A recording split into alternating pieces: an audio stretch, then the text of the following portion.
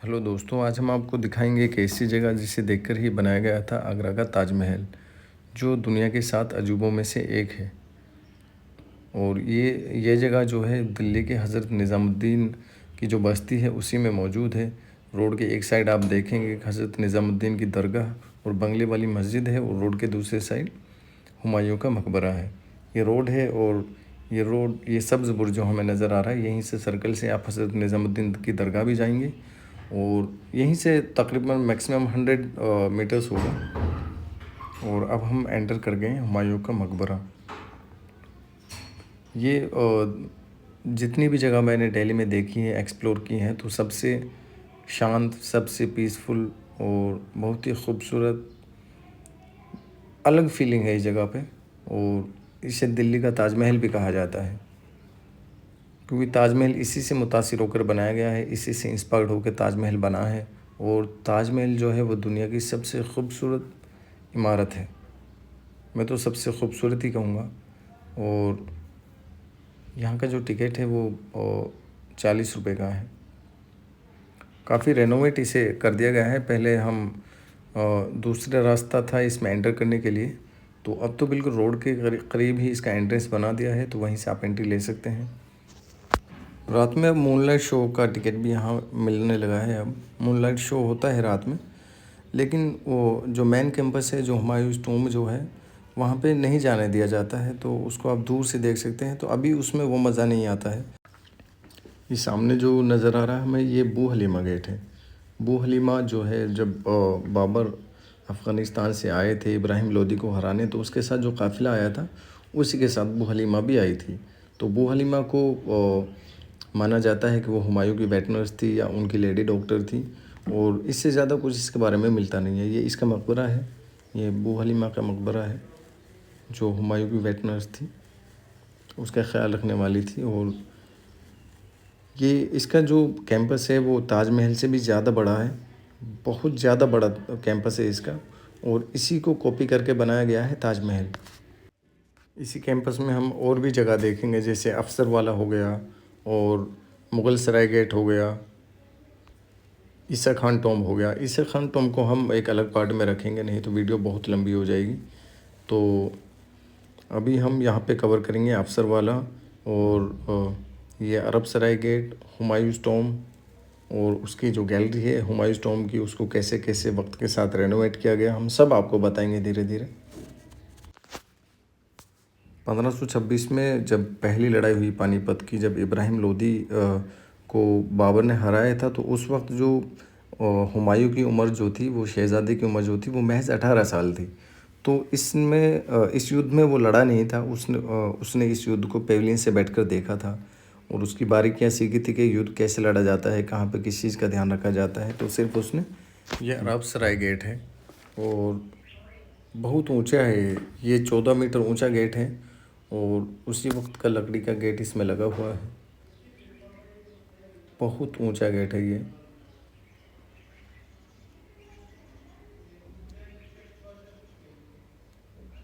क्या ही मजबूत दरवाज़ा रहा होगा अपने वक्त में ये अरब सराय जो है, ये एक जगह है जो शिल्पकार फ़ारस से बुलाए थे, यानी ईरान से बुलाए थे।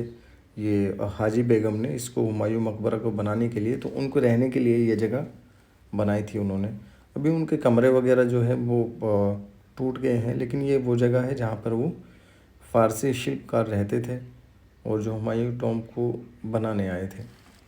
ये सामने हमें अफसर वाला नज़र आ रहा है, इसको हम दूसरी साइड से जाके देखेंगे।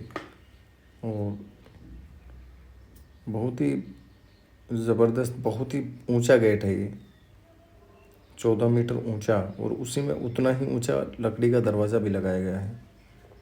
तो यहाँ से ये जो लास्ट गेट है, इसके बाद जो है इसी से नज़र आएगा हमें हुमायूं टॉम्ब। 1530 में बाबर की मौत के बाद हिंदुस्तान के तख्त पर बैठा हुमायूं। जब हुमायूं हिंदुस्तान का बादशाह बना, तो उस वक्त जो मेवाड़ में जो है वो बहादुर शाह रूल कर रहे थे, जो बहुत जालिम थे। और वहाँ की एक रानी थी कर्णवाही, जो मेवाड़ की रानी थी कर्णवाही। तो उन्होंने बादशाह हुमायूं को ख़त लिखा कि जो बहादुर शाह जो है वो बहुत जालिम है और हम पर बहुत जुल्म कर रहा है। तो उसने उसको राखी भी भेजी थी कि आप आइए और हमारी हिफाजत करिए। इसी को हम कंटिन्यू करेंगे अभी। और अभी जो हम ये सामने जो नज़र आ रहा है ये अफसर वाला है। अफसर जो है एक फ़ारसी लफ्ज़ है जिसका मतलब ऑफ़िसर होता है। और ये मुग़ल्स के कोई ऑफ़िसर रहे होंगे, ज़्यादा इसके बारे में पढ़ा नहीं, पढ़ने को मिला नहीं एक्चुअली। तो ये टूम्ब है और ये बाहर से लाल पत्थर से बना हुआ है। इसको रेनोवेशन का इसका काम चल रहा है। तो यहाँ पे एक मस्जिद है और एक ये टूम्ब है जिसमें कब्रें हैं 3। किसकी कब्रें हैं ये कहीं स्पेसिफाई नहीं है कहीं। ये अंदर से जो है वो सफ़ेद पत्थर से बना हुआ है और बाहर जो है ये लाल पत्थर से ढका हुआ है। अभी रेनोवेशन का काम चल रहा है, कंप्लीट अभी नहीं हुआ है इसमें। और इसके बारे में हमें कहीं पढ़ने को मिला नहीं कि ये स्पेसिफाइड किसकी ख़बरें हैं और ये अफसर वाला यहाँ पर ये किसको दिया गया था। किसी का नाम यहाँ पे मेंशन नहीं है। तो ये एक ऑक्टागोनल टूम्ब है, अष्टकोणीय। और ये मस्जिद है, बहुत ही ज़बरदस्त मस्जिद ये बनी हुई है। हम अंदर चल के इसमें देखेंगे। आप जब कभी भी ये मस्जिद देखने आए तो आप ये ना देखें कि मस्जिद आबाद है या गैर आबाद है, लेकिन आपने उसका एहतराम करना है। बाहर सीढ़ियाँ बनी हुई हैं तो आपने हमेशा कभी जूते जो हैं वो बाहर खोलने हैं। इसमें जो कुछ रेमनेंट्स बाकी हैं जो इसके डिज़ाइंस थे, और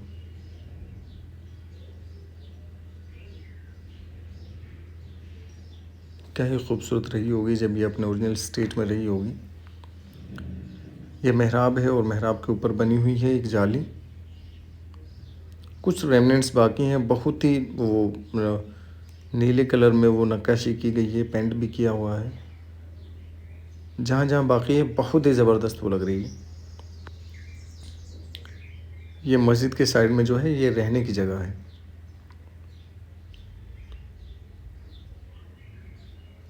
और ये मस्जिद हमने देख ली है पूरी अफसर वाला की, और ये बाहर से हम देखेंगे।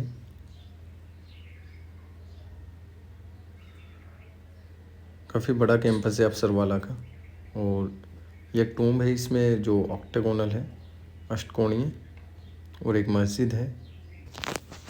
ये जो पुरानी जो इमारतें होती हैं जैसे मुग़ल काल की या हिस्टोरिकल जो मॉन्यूमेंट्स हैं उनका जो देखभाल का काम है वो एएसआई करती है। और इसका जो मरम्मत का काम है वो आगा खान ट्रस्ट के द्वारा किया जाता है। तो बहुत ही ज़बरदस्त ये ट्रस्ट है और बहुत ही ज़बरदस्त इसके कारीगर हैं जो मतलब कोशिश करते हैं कि हूबहू अगर कोई रेंडी स्टेट में कोई साइट है तो उसको ये अच्छे से बनाते हैं। ये हम एंटर कर गए हैं अब हुमायूं टॉम, और यहाँ से मैंने बहुत बड़ा गेट है। और इसमें सामने जो नज़र आ रहा है हुमायूं टॉम है वो। और इसको हम देख लेते हैं कि ये जो इसकी है आर्ट गैलरी है और इसमें इसका लेआउट प्लान भी है। हम देख सकते हैं कि कितना बड़ा कैंपस है। ये पूरा शीशे में रखा हुआ है इसको कवर करके। इसके जो आर्किटेक्ट थे वो मलिक मिर्ज़ा गियास थे, जिसे ईरान से बुलाया गया था। ख़ास ये हाजी बेगम जो थी उसने इसकी मरम्मत का काम कराया था। तो उसने ईरान से इसके जो क्राफ्ट्समैन जो थे या आर्किटेक्ट जो थे इसके, उनको ईरान से बुलाया गया था। ये हम देख सकते हैं कि ये इसका जो रेनोवेशन का काम है वो ईयर्स के साथ कैसे डेवलप हुआ, वो सारा इसमें मतलब आर्ट गैलरी में दिखाया हुआ है। और ये निज़ामुद्दीन दरगाह और पूरी बस्ती का यहाँ पे नक्शा है। जालियों के बारे में बताया गया है यहाँ पे। ये जो जालियाँ लगी हुई हैं ये तो अभी हम इमेज देख रहे हैं, ये ओरिजिनल नहीं है। ये तो हम आर्ट्स गैलरी में हैं, अभी थोड़ी देर बाद हम जाएंगे। इस तरह की उसमें जालियाँ लगी हुई हैं।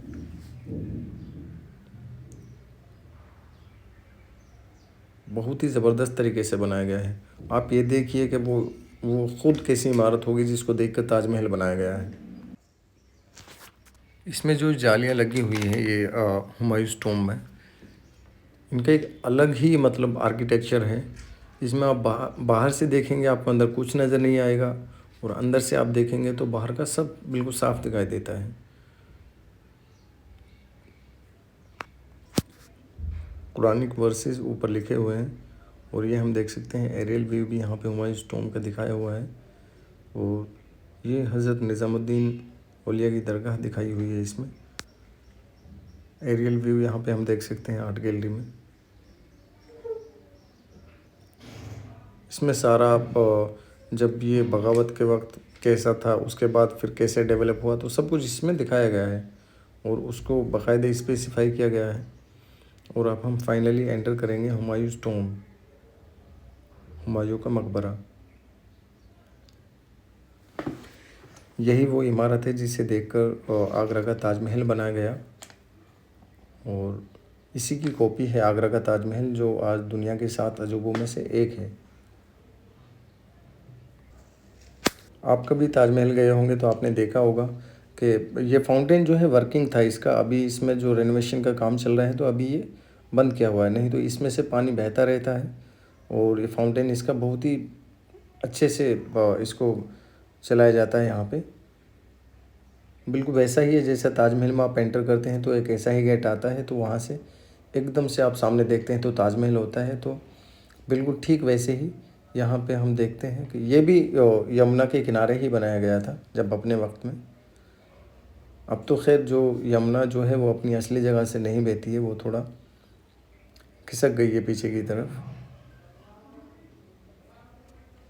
पहले ये जो था ये बिल्कुल यमुना के किनारे ही था और ताजमहल भी बिल्कुल यमुना के किनारे ही है।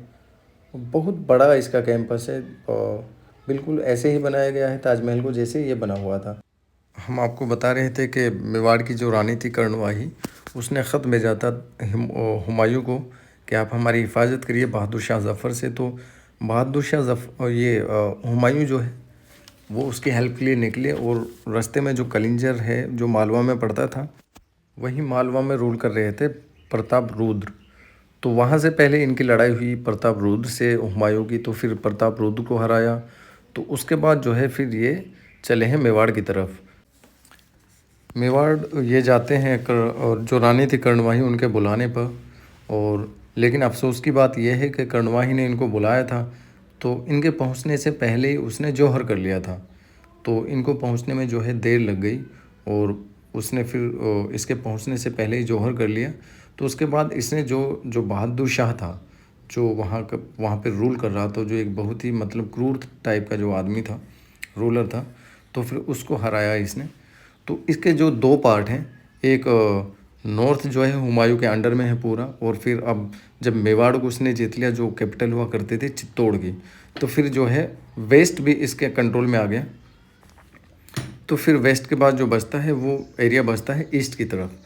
जो इंडियन मैप हम देखेंगे तो ईस्ट की तरफ जो बिहार हो गया और ये वेस्ट बंगाल हो गया, मतलब बंगाल की तरफ ये जाएगा। अब जहाँ पे रूल कर रहा था इसी की मुग़ल आर्मी में जो बंदा काम करता था, शेर शाह सूरी, तो उसने चंदेरी के अभियान के बाद ना वो मुग़ल आर्मी छोड़ दी थी और अपना एक हुकूमत बना ली थी बिहार में, और कुछ पार्ट उसमें जो था वो बंगाल का भी था।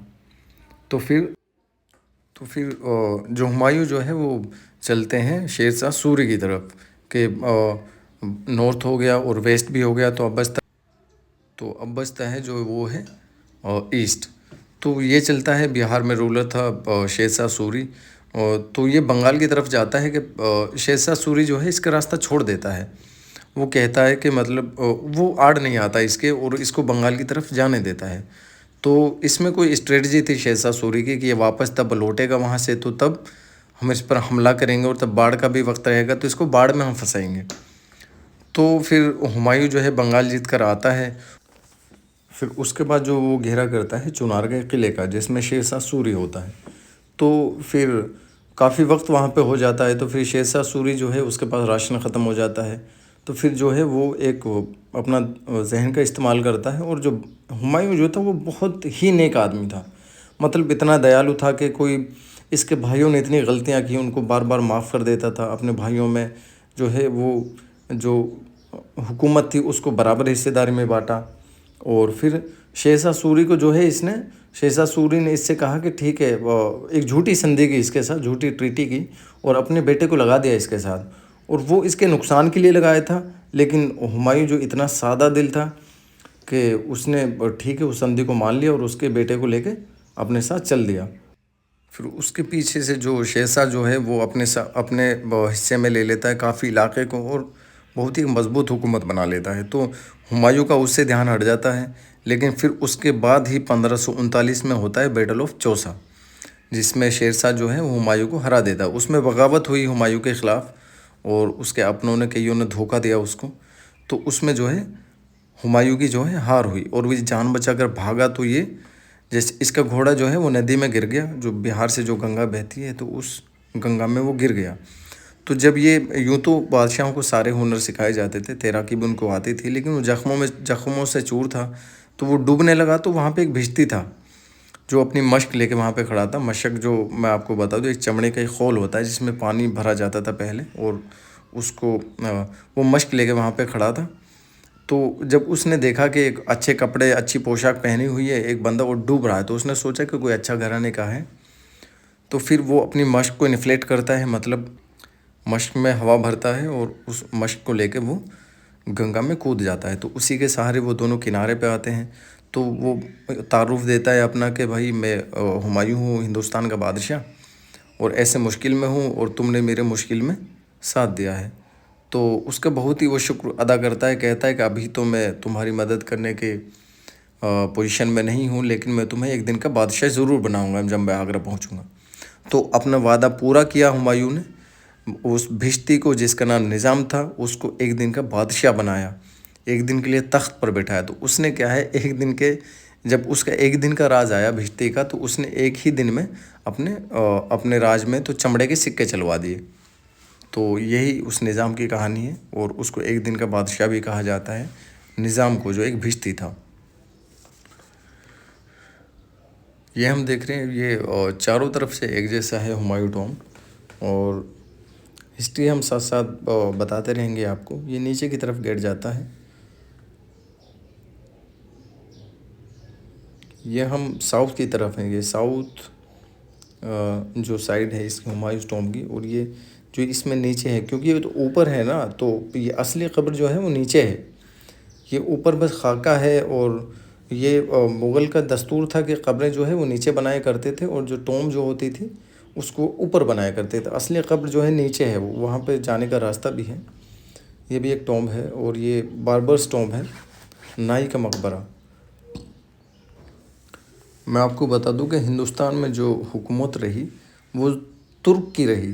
तुर्क सरदारान ज़्यादा रहे और अफ़गान जो थे वो दो ही थे बस। एक तो लोधी डायनेस्टी जो थी वो अफ़गान थे, और उसके बाद जो है शेरशाह सूरी ये भी अफ़गान था, और बाकी जो ये सारे मुग़ल्स जो हैं ये तुर्क थे। और ये जब पहले बाबर आया था तो लोधी ने यही सोचा था कि अफ़गान का रूल यहाँ पे रहेगा और हम तुर्कों को भारत से बाहर खदेड़ देंगे। तो उनकी लड़ाई हुई, बहरहाल वो हरा दिया उसको। फिर उसके बाद से शेरशाह सूरी जो है उसकी भी यही नियत थी कि मतलब तुर्कों को हिंदुस्तान से खदेड़ना है और यहाँ पे हुकूमत करेंगे हम अफ़गान।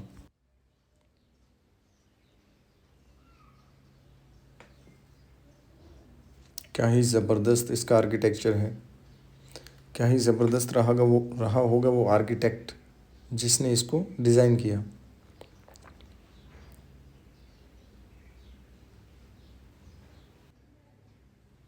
ये लाल पत्थर से बना हुआ है और बीच बीच में जो नक्काशी के लिए सफ़ेद संगमरमर का भी इस्तेमाल किया गया है इसमें। ये हम देखेंगे कि नीचे जाने का रास्ता है, और ये हम आ गए हैं इसका जो मेन एंट्रेंस है जो ईस्ट की साइड है।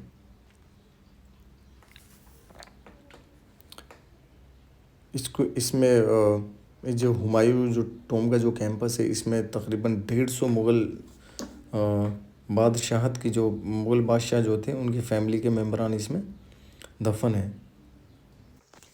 ये फिर 1539 में जब बादशाह हुमायूं को हराने के बाद शेरशाह सूरी जो है हिंदुस्तान के तख्त पर बैठा, और बाबर यहाँ से भागा और उसने राजस्थान में राजा वीरसाल के यहाँ अमरकोट में शरण ली, और इसी जगह पर जो जन्म हुआ था वो बादशाह अकबर का इसी जगह जन्म हुआ 1542 में। तो फिर ये बादशाह अकबर को यहीं जो उनकी नर्स थी महामंगा, उसके पास छोड़कर ये अपनी बेगम हमीदा बानो को लेके ये ईरान चला गया मदद के लिए। और हम इसको कंटिन्यू करेंगे और हम जो है वो एंटर कर गए हुमायूं टॉम्ब के अंदर। इसमें ये पूरा मतलब एक इसकी एक ज्योमेट्री है जो बहुत ही ज़बरदस्त है। और सेंटर में जो है हुमायूं टॉम्ब है और हुमायूं की कब्र है जो सेंटर में है। फिर वहीं से वहाँ से खड़े होके देखेंगे आप तो बिल्कुल ये सिमेट्रिकल वे में अलग अलग इसमें कब्रें बनाई गई हैं।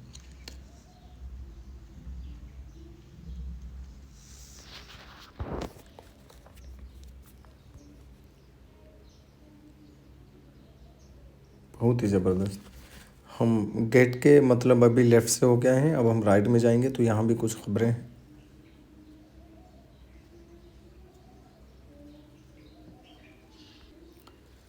जो ये बाकी जो खबरें हैं इन पे नाम मेंशन नहीं है, तो यहाँ पे कोई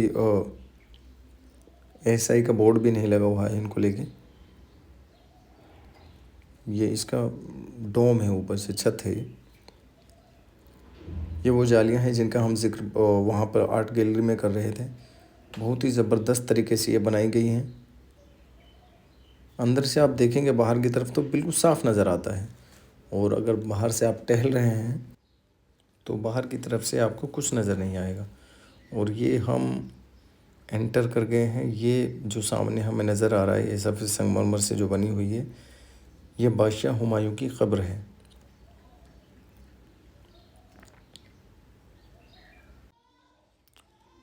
बाहर भी हमने देखी थी कि कुछ कब्रें हैं इसके। और यहाँ पर रॉयल जो फैमिली थी उसके मेन रूलर जैसे जहांगीर शाह था, दारा शिकोह था, शाह फ़रूख सियार था, और आलमगीर सेकंड था। हमीदा बानो जो इनकी बेगम रही, उनकी भी कब्र यहीं पे है, इनके आसपास ही।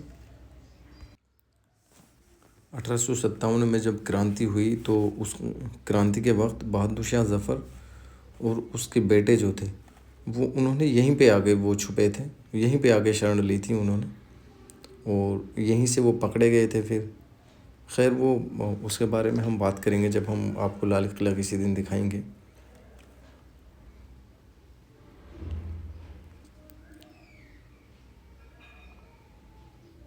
इस कॉर्नर में 2 कब्रें हैं और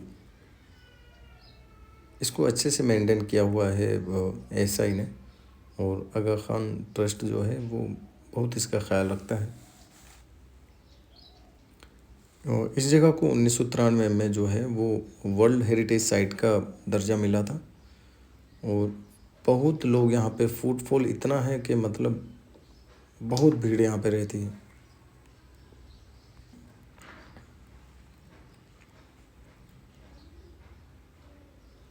आप कभी भी जब आपका निज़ामुद्दीन आना हो तो आप यहाँ पर ज़रूर होके जाएं। ज़्यादा महंगा टिकट है नहीं, 40 रुपये का टिकट है, और निज़ामुद्दीन मेवात वालों का आना होता ही रहता है। और मैं तो जब कहता हूँ कि आप निज़ामुद्दीन जब आएँ तो मुश्किल से 5 मिनट लगता है वहाँ से यहाँ पहुँचने में, बिल्कुल करीब ही सामने ही है। तो आपको एक बार यहाँ पे आना चाहिए। बहुत ही खूबसूरत जगह है, तारीख़ का हिस्सा है, और तारीख़ का इतना इल्म तो होना चाहिए हमको, हम सबको। हमारी ही तारीख़ है ये, हिंदुस्तान की तारीख़ है, और हमें खाका तो इसका मालूम होना चाहिए कि कब किसकी कब हुकूमत रही, और देखना चाहिए इसको, देखने की चीज़ है।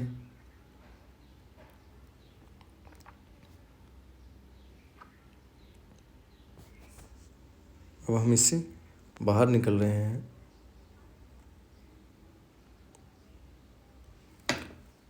बहुत ही बदनसीब बादशाह इनको माना जाता है। पूरी ज़िंदगी हुमायूं जो है बहुत मुश्किलात में इनकी गुजरी है, बहुत परेशानियां इन्होंने देखी। हुकूमत चली भी गई, फिर 15 साल स्ट्रगल किया, और फिर इतनी मशक्क़त के बाद फिर वापस अपना तख्त छीना 1555 में। फिर 1555 में जब यहाँ के हाकिम बन गए, बादशाह वापस आके बन गए, तो फिर फिर एक ही साल हुकूमत कर पाए, फिर इनकी डेथ हो गई और फिर इनके बाद जो है इनके बेटे अकबर को हिंदुस्तान का बादशाह बना दिया जाता है। और फिर बादशाह अकबर का तो सबने पता है कि बादशाह अकबर कौन है। इनकी जो डेथ है वो दीन पना एक जगह है उस वक्त में हुआ करती थी, जो आज पुराने किले के नाम से जानी जाती है। तो उसी में एक लाइब्रेरी थी और उसी की छत पर ये पढ़ रहे थे कुछ, तो मगरिब की अजान जैसे हुई तो ये नमाज के लिए नीचे आने लगे और इनका पैर जो है वो फिसल गया और सीढ़ियों से फिसल कर इनकी डेथ हुई थी। और आज उस जगह को शेर मंडल के नाम से जाना जाता है। आप पुराना किला कभी जाएंगे तो एक उसमें जगह है जिसे शेर मंडल कहा जाता है। तो वो उनका दारुल हुकूमत हुआ करता था और एपिक सेंटर हुआ करता था इसकी, ये वो दीन पनाह जो जगह थी जिसको आज पुराने किले के नाम से जाना जाता है। तो वहाँ भी हम आपको लेके चलेंगे किसी दिन। तो यहाँ से आप देख सकते हैं, ये बाहर से एक बार हम इसका व्यू देखेंगे, बहुत ही खूबसूरत है ये। हम अपनी जर्नी जो है आज यहीं पे एंड करेंगे और हम आपको एक नई जगह लेके चलेंगे बहुत ही जल्द। और कैसी लगी ये जगह आप ये भी बताइए। बहुत ही शुक्रिया।